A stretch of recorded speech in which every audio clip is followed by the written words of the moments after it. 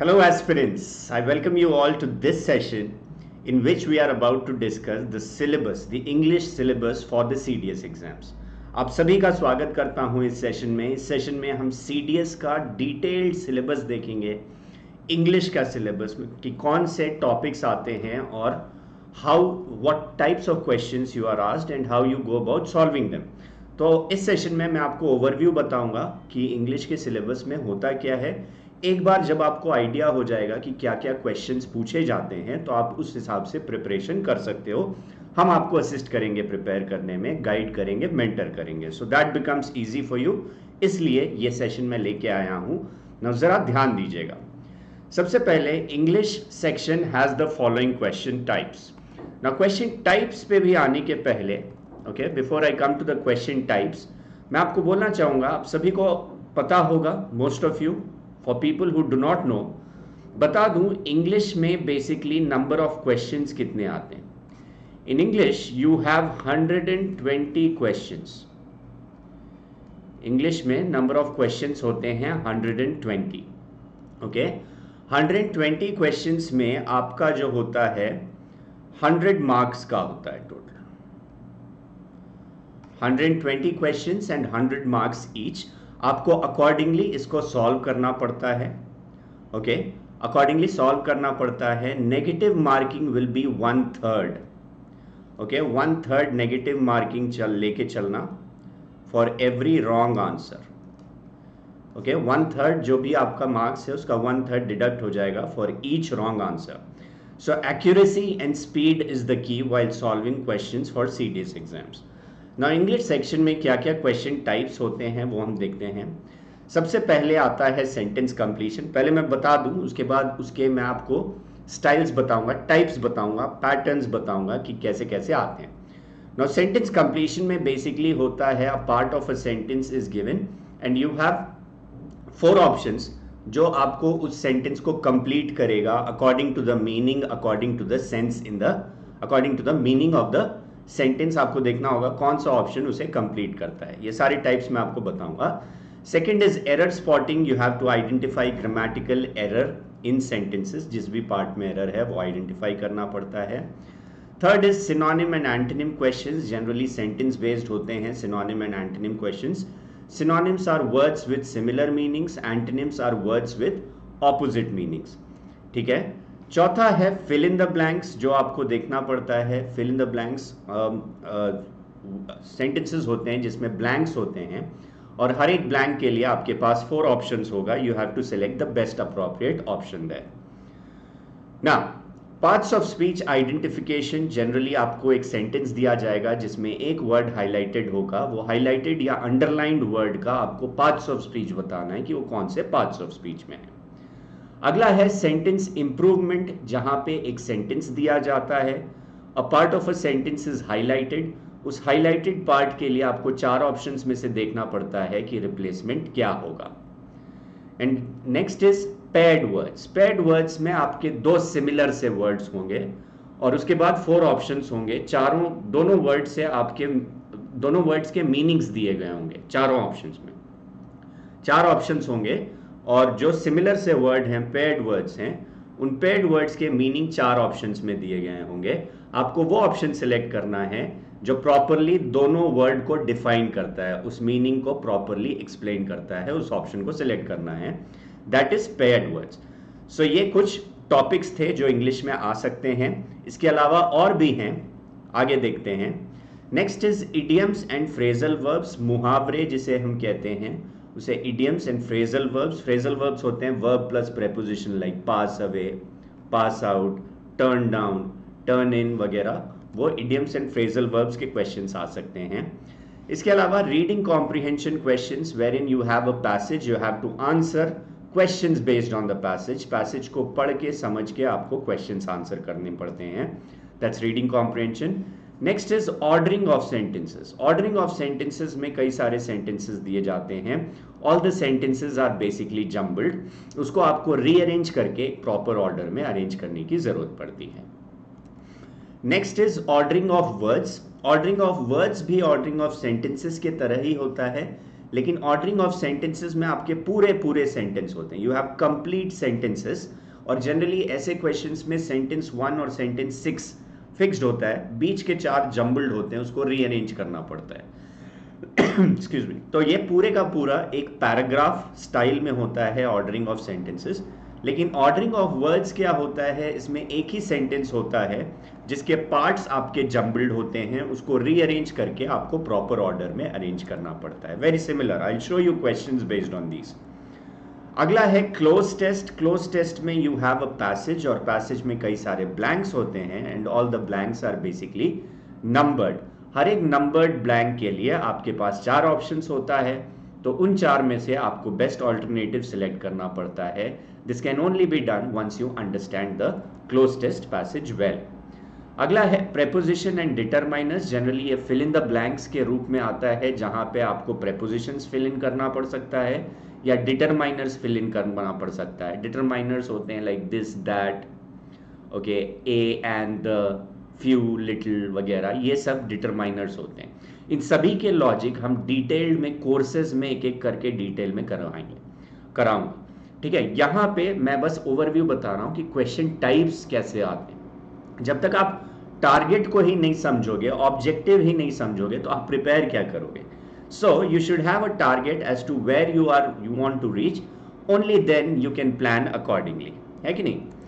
अगला है word usage. आपके पास एक वर्ड दिया गया होगा और उसका यूसेज, एक वर्ड दिया गया होगा, ठीक है, और उस वर्ड से 4 सेंटेंसेस बनाए गए होंगे। उन 4 में से आपको वो ऑप्शन सिलेक्ट करना है जो ऑप्शन उस वर्ड का करेक्ट मीनिंग निकालता है। मतलब 4 सेंटेंसेस बनाए होंगे उस वर्ड से, वर्ड का मीनिंग नहीं होगा इसमें।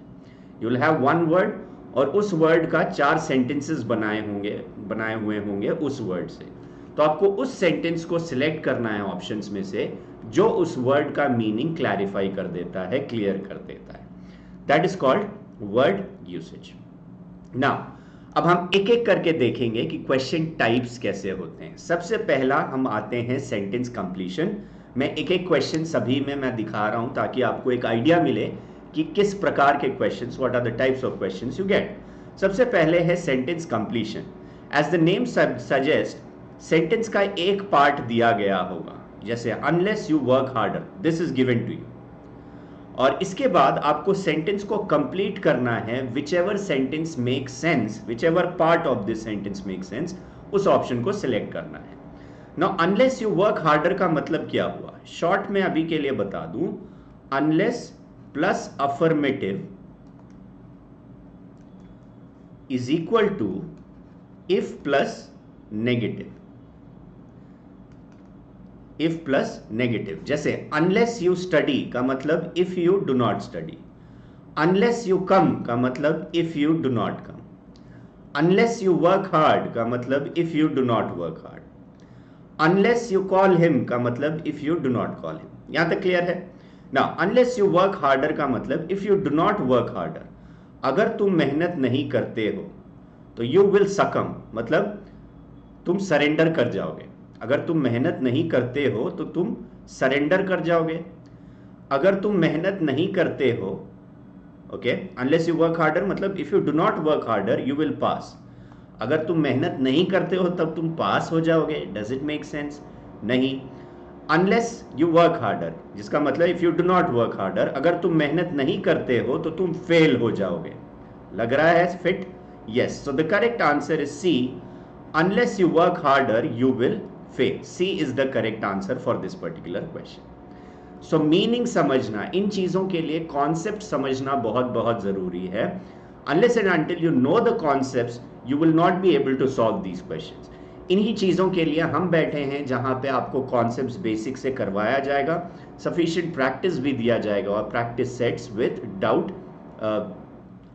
Doubt and solutions. डाउट्स को भी एड्रेस किए जाएंगे, at the same time you will be given solutions for any kind of queries you have. Okay, so C is absolutely right. यहाँ पे इसे हम कहते हैं सेंटेंस कंप्लीशन का क्वेश्चन। कुछ इस प्रकार से होता है, you have to select the best appropriate option which makes sense.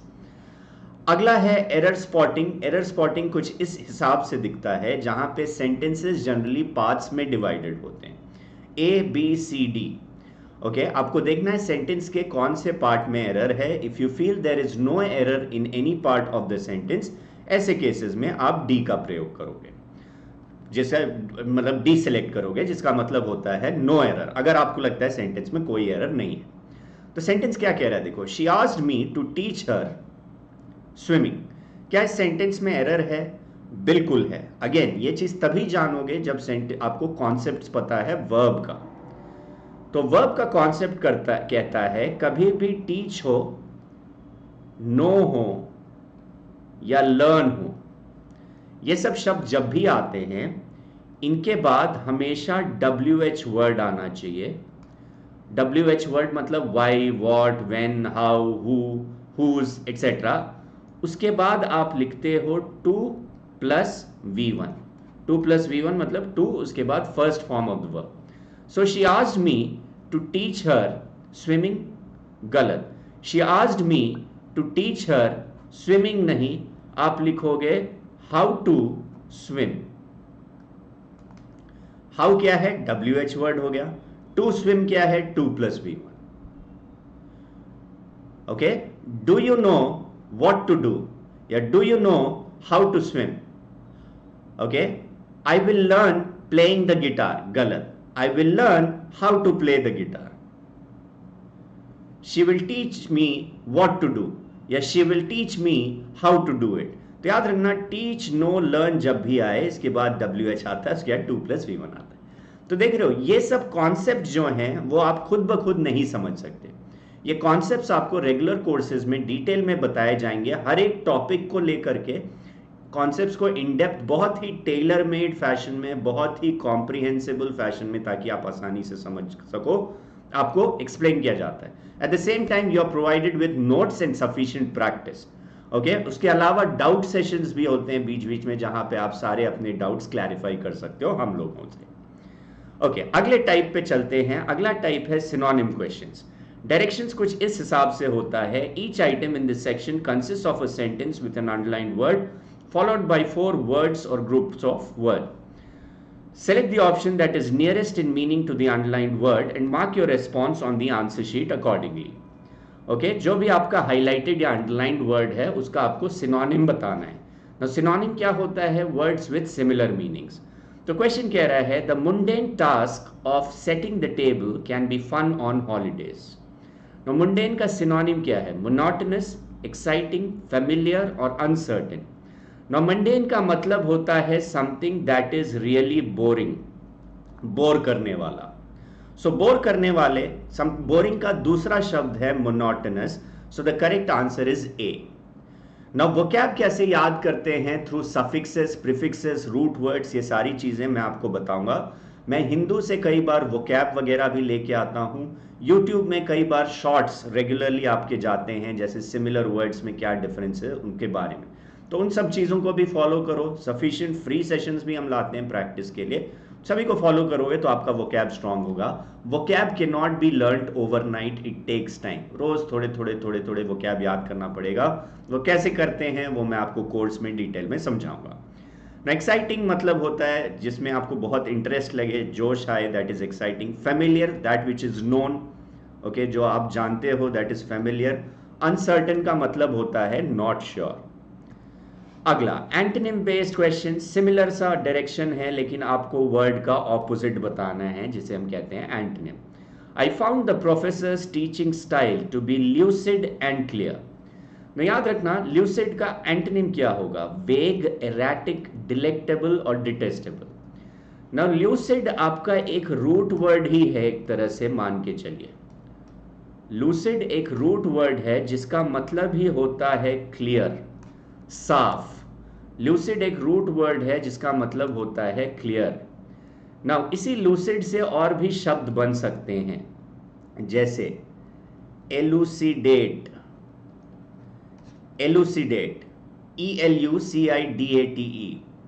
Elucidate का मतलब होता है क्लैरिफाई. तो ल्यूसिड शब्द आ गया, root word, that is elucidate. So generally lucid किसी शब्द में आएगा, it has to do with clear, साफ से संबंधित या साफ सुथरा से संबंधित होगा lucid. I found the professor's teaching style to be lucid and clear. So lucid का मतलब ये होता है क्लियर, बहुत ही स्पष्ट तरीके से जो समझा जा सके। तो एंटोनिम इसका होगा वेग। वेग का मतलब होता है something that is not clear, something that is confusing और not clear, something that is ambiguous is वेग।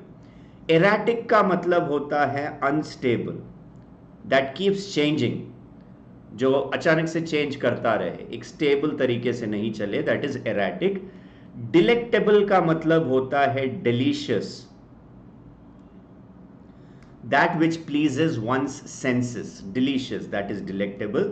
और detestable का मतलब होता है नफरत करने योग्य, जिसे हम कहते हैं हेट वर्दी, that is detestable, हेट वर्दी, नफरत करने योग्य। ओके, तो ऐसे क्वेश्चंस आपके आते हैं एंटोनिम्स पे बेस्ड। अगला क्वेश्चन टाइप है fill in the blanks. Obviously आपके पास एक सेंटेंस होगा जिसमें आपके ब्लैंक होंगे and you have to select the best appropriate option from the given alternatives. Fill in the blank with the most appropriate alternative. Ramesh dash a pencil from Anil. Ramesh dash a pencil from Anil. Foraged, lent, borrowed or picked. Now fill in the blanks में भी काफ़ी हद तक आपको vocab का knowledge होना ज़रूरी है। अगर vocab का knowledge है तो आप आसानी से solve कर सकते हो। Foraged का मतलब होता है search for food, एक जगह से दूसरे जगह ट्रैवल करना in search of food, that is foraged. Lent का मतलब होता है उधार देना, to give as loan, that is lent. Borrow का मतलब होता है टू टेक एज लोन, कोई चीज उधार में लेना, दैट इज बोरो। लेंट मतलब उधार में देना। पिक्ड का मतलब होता है सिंपली उठाना। तो Ramesh dash a pencil from Anil, Anil से, ऑब्वियसली रमेश ने लिया होगा तो लेंट तो नहीं लिखेंगे क्योंकि फ्रॉम अनिल लिखा हुआ है, तो आप लिखोगे borrowed. Ramesh borrowed a pencil from Anil, which means उसने उधार लिया पेंसिल अनिल से, that's the meaning. So according to the meaning आपको आइडेंटिफाई करके फिल इन द ब्लैंक्स के क्वेश्चन सॉल्व करने पड़ते हैं। अगला है पार्ट्स ऑफ स्पीच। Now यहाँ पे देखिए, each of the following sentences has a word or phrase underlined. Read the sentences carefully and find which parts of speech the underlined word belongs to. Indicate your response on the answer sheet accordingly. जैसे आपके पास sentence होगा और sentence का एक word highlighted होगा या underlined होगा, आपको उस अंडरलाइंड या हाईलाइटेड वर्ड के लिए पार्ट्स ऑफ स्पीच आइडेंटिफाई करना पड़ता है। जैसे इस सेंटेंस को देखो, it was in 2005 when we first came to Delhi. It was in 2005 when we first came to Delhi. Now when क्या है? कंजंक्शन, pronoun, preposition और adjective। अगर आप गौर करोगे, ये when दो clauses को जोड़ रहा है, दो वाक्यों को जोड़ रहा है टू बी प्रिसाइज। एक तो it was in 2005, दूसरा we first came to Delhi। ये दो चीज़ों को, दो clauses को जोड़ रहा है और ये एक ही पार्ट्स ऑफ स्पीच है जो ये काम कर सकता है, जो है कंजंक्शन, जिसके कंजंक्शन के लेफ्ट हैंड साइड और कंजंक्शन के राइट हैंड साइड में सिमिलर चीज़ें होती हैं। और कंजंक्शन का डेफिनेशन ही कहता है conjunctions always join two similar words, phrases, clauses और sentences, those are conjunctions. So ये डिटेल में अगेन मैं कोर्स में आपको बताऊंगा। प्रोनाउन क्या होता है? जो नाउन के जगह पे लगाया जाता है, like he, she, it, they वगैरह। प्रेपोजिशन क्या होता है? जनरली वर्ब और नाउन प्रोनाउन में रिलेशन बताता है, like to, of, from, in, on, over etcetera. और एडजेक्टिव होता है जो नाउन या प्रोनाउन का क्वालिटी या क्वांटिटी बताए। Adjectives give you information about a noun और प्रोनाउन इन अ सेंटेंस। अगला क्वेश्चन टाइप है सेंटेंस इंप्रूवमेंट। डायरेक्शन कुछ इस प्रकार से है, identify the best way to improve the underline part of the given sentence. If there is no improvement required, select no improvement. तो ऐसा question आता है जहां पे आपका एक पार्ट हाईलाइटेड है या अंडरलाइंड है, उसके लिए आपको रिप्लेसमेंट देखना पड़ता है। अगर आपको लगता है नो इंप्रूवमेंट चाहिए तो आप नो इंप्रूवमेंट ऑप्शन सेलेक्ट करोगे। तो क्वेश्चन क्या कह रहा है? The shopkeeper asked the child where is his parents. क्या ये सेंटेंस सही है? पहले तो ये आइडेंटिफाई करो। नहीं, ये सेंटेंस गलत है। क्यों? क्योंकि यहां पे आस्क्ड लिखा है which is in the past tense, और यहां पे हमने इज कर दिया which is in the present tense. तो इज तो आएगा नहीं, आना चाहिए क्या? वॉज। बट क्या वॉज लिख के भी सेंटेंस सही होगा? The shopkeeper asked the child where was his parents, where was his parents, parents तो प्लूरल है तो वॉज तो आएगा नहीं, वर आना चाहिए था, तो पहला वाला गलत। वर आने के बावजूद भी वो गलत हो जाता है क्योंकि ये क्वेश्चन इंटरोगेटिव फॉर्मेट में लिखा हुआ है। इंटरोगेटिव फॉर्मेट में हम अफर्मेटिव सेंटेंस नहीं लिखते, जैसे ही फुल स्टॉप आता है you can not write it in interrogative format. No improvement हो नहीं सकता क्योंकि ये गलत है। The shopkeeper asked the child where was his parents, sorry when was his parents, when कहां से आ जाएगा, मीनिंग ही चेंज हो जाता है, ग्रामेटिकली भी गलत है। So the correct answer is the shopkeeper asked the child where his parents were, full stop. Where were his parents नहीं करेंगे क्योंकि वेयर वर हिज पेरेंट्स करने पर वो क्वेश्चन की तरह लगता है, but here I am talking about an affirmative sentence, so मैं बोलूंगा where his parents were. Okay, so these are small small concepts, जो सारे कॉन्सेप्ट्स डिटेल में डिस्कस करेंगे, सफिशिएंट प्रैक्टिस करोगे तो ट्रस्ट मी आपका एक्यूरेसी बहुत अच्छा हो जाएगा। You can easily clear the cut off. 80 plus तो कहीं नहीं गया आपके सीडीएस एग्जाम्स में फॉर श्योर।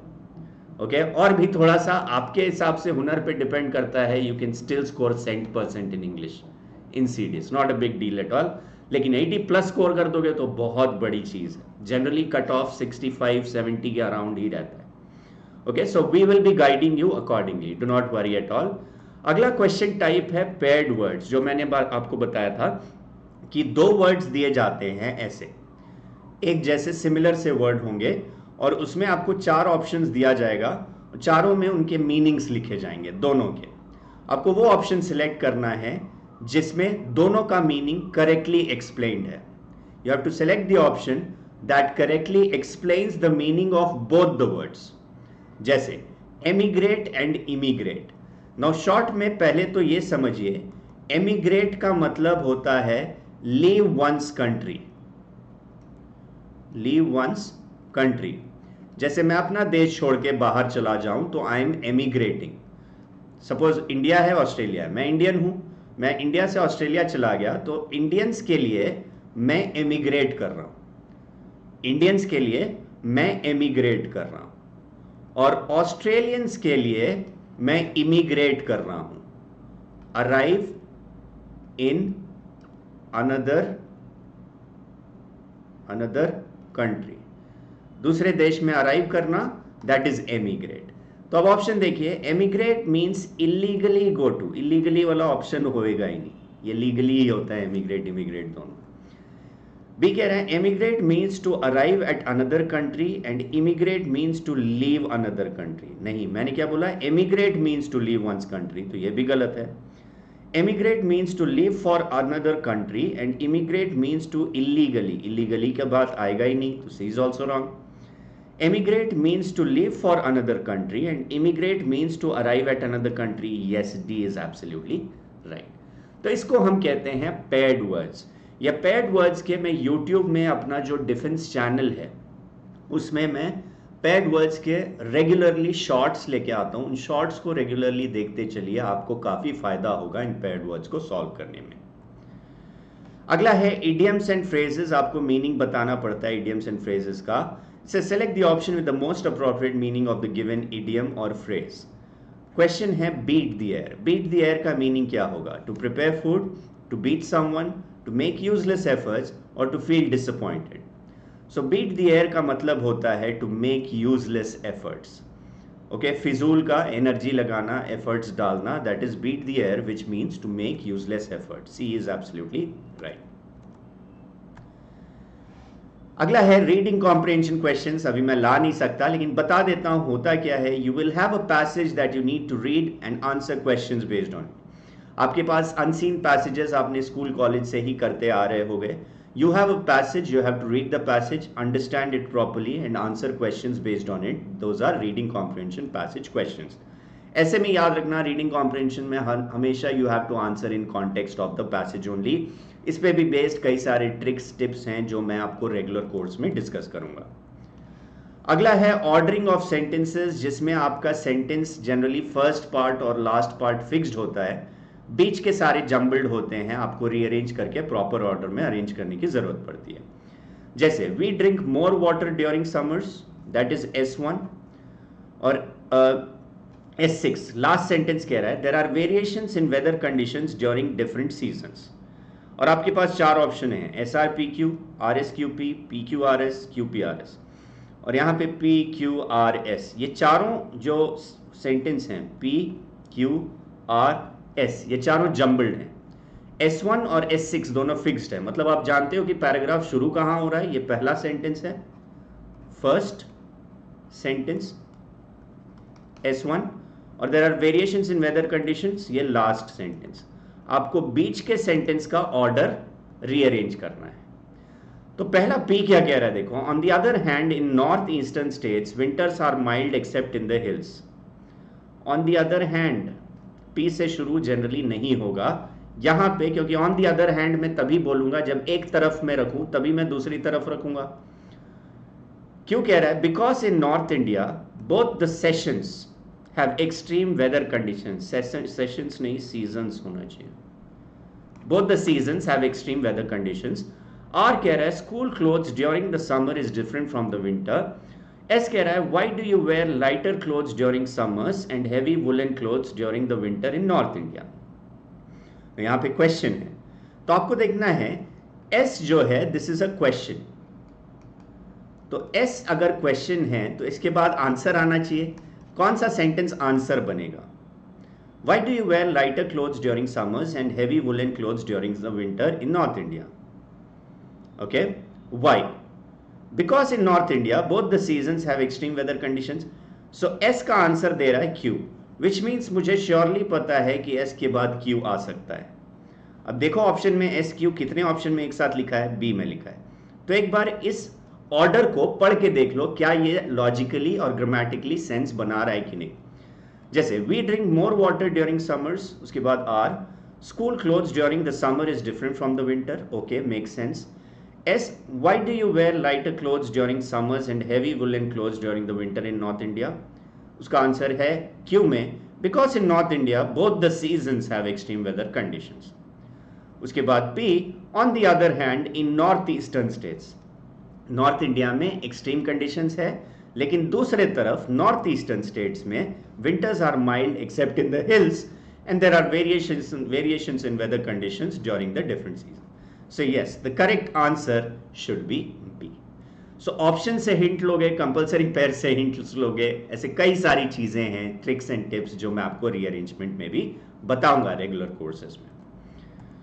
आगे बढ़ते हैं। वो ऑर्डरिंग ऑफ सेंटेंस था, वैसा ही ऑर्डरिंग ऑफ वर्ड्स होता है, लेकिन ऑर्डरिंग ऑफ सेंटेंस में आपने देखा पूरे सेंटेंस थे।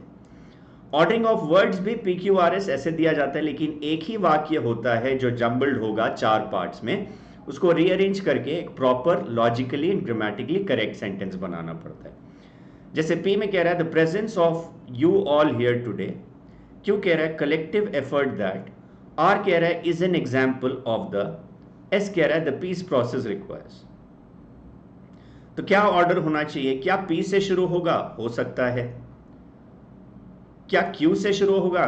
कलेक्टिव एफर्ट दैट लग नहीं रहा। क्या आर से शुरू होगा? इज एन एग्जाम्पल ऑफ, नहीं, ये भी नहीं लग रहा। आर से भी शुरू होगा, नहीं लग रहा, तो ए को हटा दूं। एस से शुरू हो सकता है, the peace process requires, yes, S से शुरू हो सकता है, लेकिन एस में दो ऑप्शंस हैं, तो मैं इन दोनों को चूज करने के पहले इसको देख लेता हूं, क्योंकि पी से शुरू होने की संभावना है। पी आर क्यू एस एक बार देख लेता हूं इस ऑप्शन को पढ़ के। The presence of you all here today is an example of the collective effort that the peace process requires. Make sense? Yes. Now SPRQ भी पढ़ के देख लो. The peace process requires the presence of you all here today is an example. नहीं, SP तो ठीक है, R इसके बाद नहीं आ सकता है, SPR गलत है तो इसको भी हटा दूं. SRPQ देख लो. The peace process requires is an example. S के बाद R भी नहीं आ सकता. Correct answer is DPRQS जो हमने पहले सोचा था. This should be the correct answer. So ऐसे ही लॉजिकली ग्रामेटिकली देखना पड़ेगा. ट्रिक्स टिप्स ये सारी चीजें मैं आपको डिस्कस करूंगा रेगुलर सेशंस में. अगला है क्लोज टेस्ट. क्लोज टेस्ट में क्या होता है? There will be a passage with several blanks that are numbered. You have to select the appropriate option from the given 4 alternatives for each numbered blanks. Numbered. Okay. So यहाँ पे आपको क्या करना होता है, similar to fill in the blanks, आपको क्या करना पड़ता है, पूरे का पूरा एक पैराग्राफ होता है और पैराग्राफ के अंदर कई सारे ब्लैंक्स होते हैं और हर एक ब्लैंक नंबर्ड होता है। हर एक नंबर्ड ब्लैंक के लिए आपको अप्रोप्रिएट ऑप्शन सिलेक्ट करना पड़ता है from the given alternatives. Okay, इसी को हम क्लोज टेस्ट कहते हैं। फिल इन द ब्लैंक्स में सिंगल सेंटेंस होते हैं, इसमें पूरा पैराग्राफ होता है जिसमें कई सारे ब्लैंक्स होते हैं and you have to select the most appropriate option. अगला है प्रेपोजिशन एंड डिटरमाइनर्स फिल करना पड़ सकता है। Preposition in, on, to, of, on, over, under, across, determiner a and the, few, little वगैरह, इस पे based fill in the blanks के क्वेश्चंस आ सकते हैं।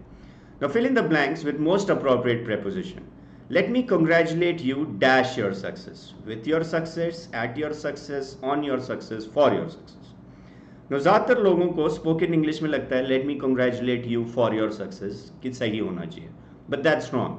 You'll say let me congratulate you on your success. किसी को आप बधाई दे रहे हो किसी चीज़ पे, तो congratulate जो है ये हमेशा preposition on लेता है।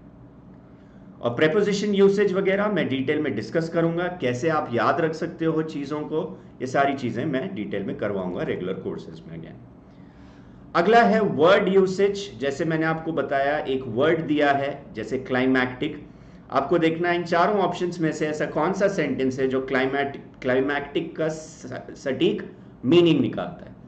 Which of these options gives you the correct meaning, which of these sentence gives you the correct meaning of climactic?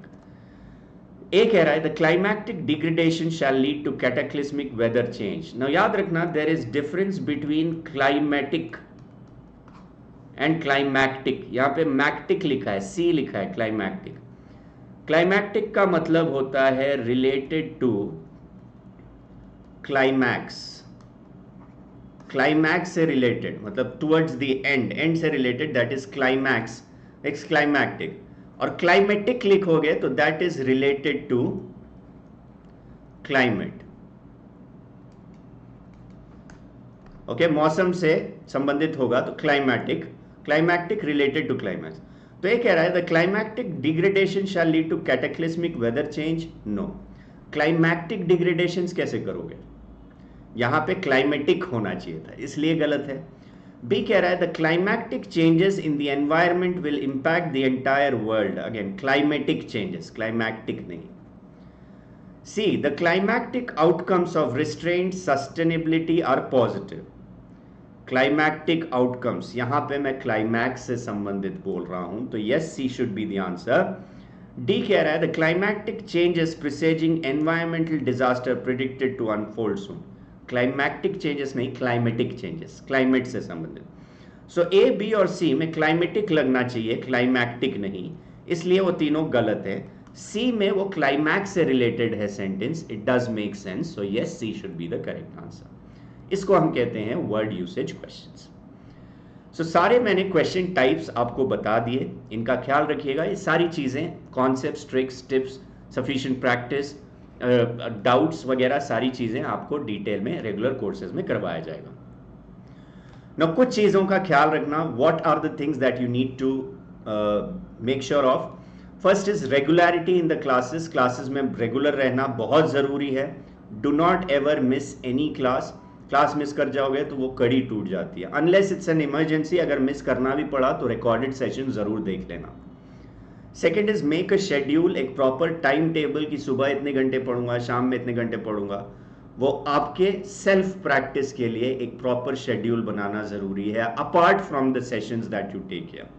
Classes तो चलेंगे दिन में, लेकिन सुबह क्लासेस के अलावा एक टाइम सेट कर लेना और टाइम टेबल बना लेना। सुबह में ये सब्जेक्ट्स कवर करूंगा, शाम में ये सब्जेक्ट, सुबह में ये टॉपिक, शाम में ये टॉपिक्स।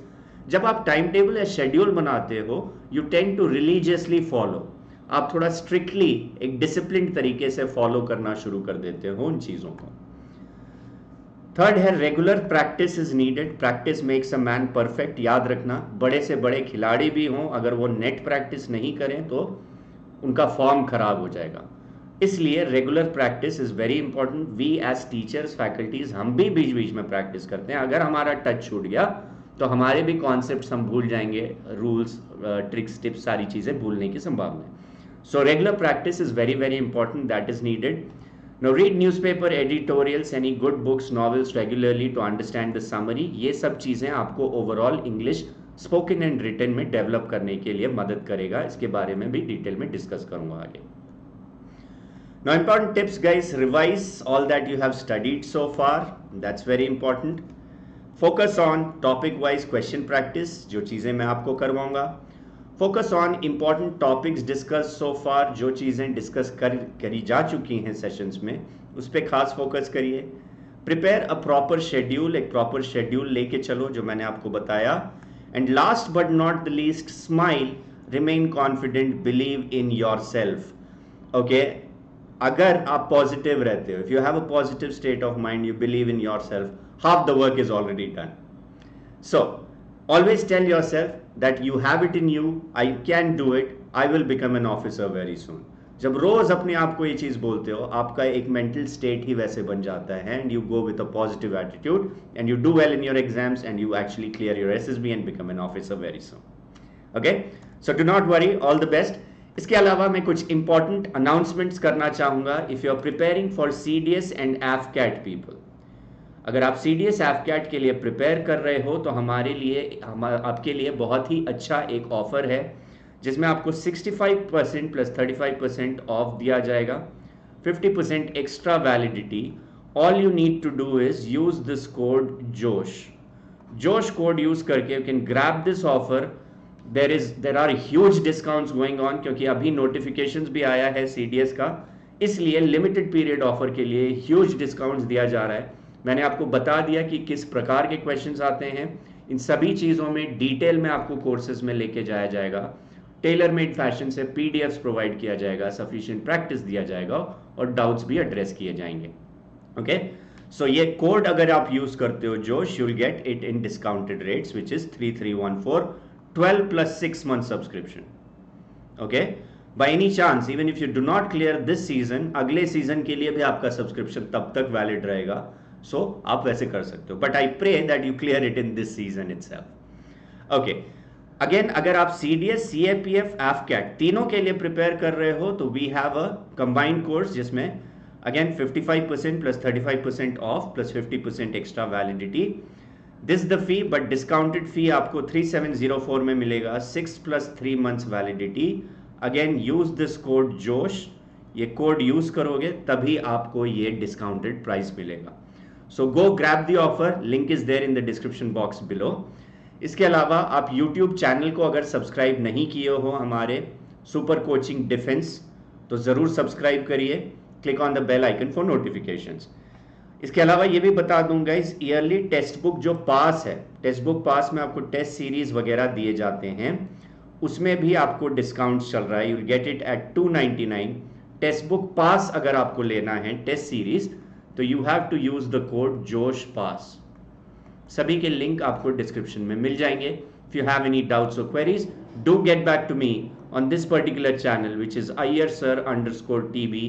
ये मेरा टेलीग्राम चैनल है. कोई भी डाउट्स, क्वेरीज, किसी प्रकार का क्वेश्चन है तो आप इस चैनल पे मुझसे कनेक्ट कर सकते हो. इसे ज्वाइन कर लीजिएगा ज़रूर. ओके, इस ID से सर्च करिएगा टेलीग्राम में तो मैं आपको मिल जाऊंगा. So that was it in this session guys. मिलता हूँ मैं आपको रेगुलर कोर्सेज में, सारी चीज़ें डिटेल में कवर करवाए जाएंगे वहाँ पे. तब तक के लिए goodbye, stay safe, take care, all the best and stay positive. That's the only way. Bye bye.